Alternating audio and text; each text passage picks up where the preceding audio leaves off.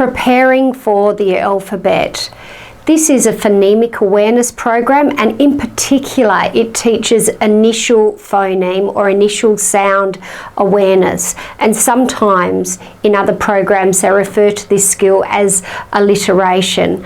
Now, phonemic awareness is linked also with early reading achievement, so it's a really important skill.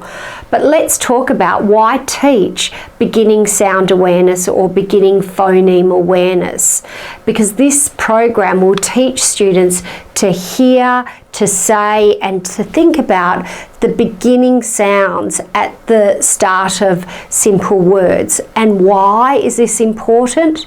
Because if students can hear and they're really conscious of those beginning sounds, it's that knowledge that starts to link across to learning not the letter names, but the alphabet sounds, which is a really important skill for learning to read and spell. Ideally, this program should be presented before commencing an alphabet program or an alphabet sound program, or sometimes in conjunction with introducing an alphabet sound program. They are short, simple, daily activities, and the program contains over 130 pictures to identify those beginning sounds. There's 2 steps in this process. Step 1 focuses on all the continuant sounds. Now, continuant sounds are the initial phonemes where words they can be dragged out, and often they're quite visual and noisy sounds.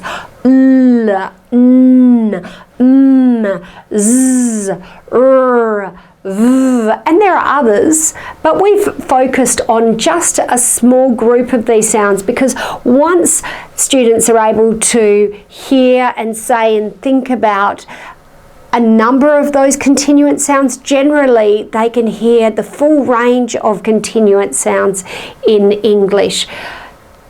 Step 2 focuses not on those strong dominant sounds, but the short, quiet, soft sounds. P, t, d, j, k. And these are identified in the pack as having red borders with those associated activities. So from long, obvious continuant sounds into the short stop sounds, and ideally then into your alphabet sound program. Activity 1 with the continuant sounds, these are sorting activities. So we're listening for the sound, it's the lips together sound. So even if students can't quite hear the sounds and identify the sounds yet, they should be able to see the adult producing these sounds, and often copy with their own mouths producing those sounds. And sorting and putting into the hoop all of the pictures where there are that long stretchy sound. Activity 2 is your tongue up behind the teeth. The pictures there of the mouth provide the language for the instructing adult to have confidence in how to talk about what the mouth is doing.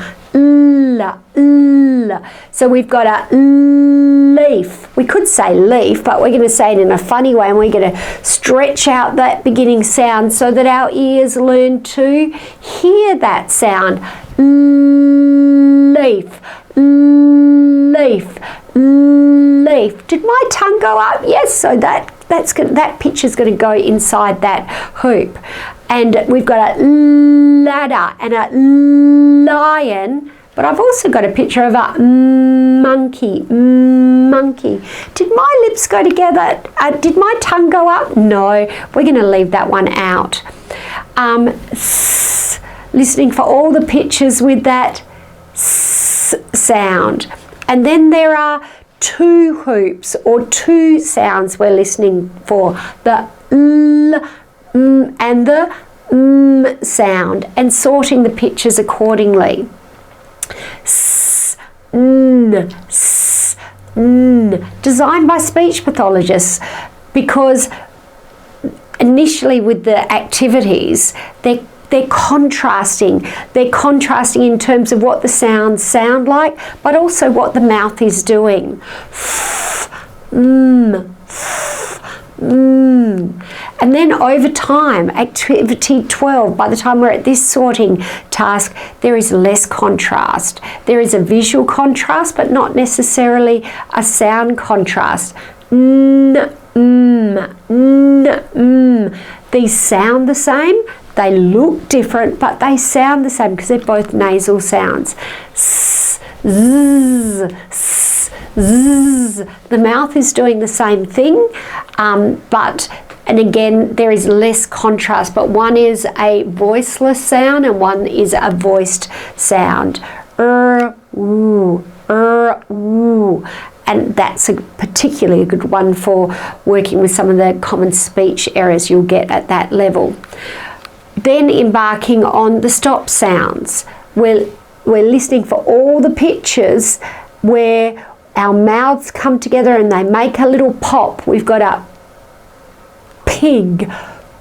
Pig. Did my lips make a pop? Yeah, it's going to go into that hoop.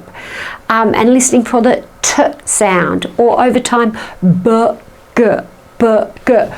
B, the contrast is where the lips come together and they makes that pop, and the g sound where the lips are open. This can be a standalone program that is introduced either simultaneously with an alphabet sound program, or ideally the term before that alphabet sound program is introduced. Or it is the second program within PLD's evidence-based structured synthetic phonics program that prepares students for later reading and spelling in those junior primary years. This program sets up our young literacy learners for success. It facilitates a child's readiness to grab hold of and have great success with learning the alphabet sounds, but also moving into onset and rhyme blending. I wish you much success and enjoyment with this very powerful program. If you found this information useful, don't forget to click the subscribe button and check out our related videos shown here. If you have any questions or feedback, please add them to the comments below and we'll be sure to respond. Otherwise, you can reach us via live chat on our website, pld-literacy.org. Thanks again for viewing.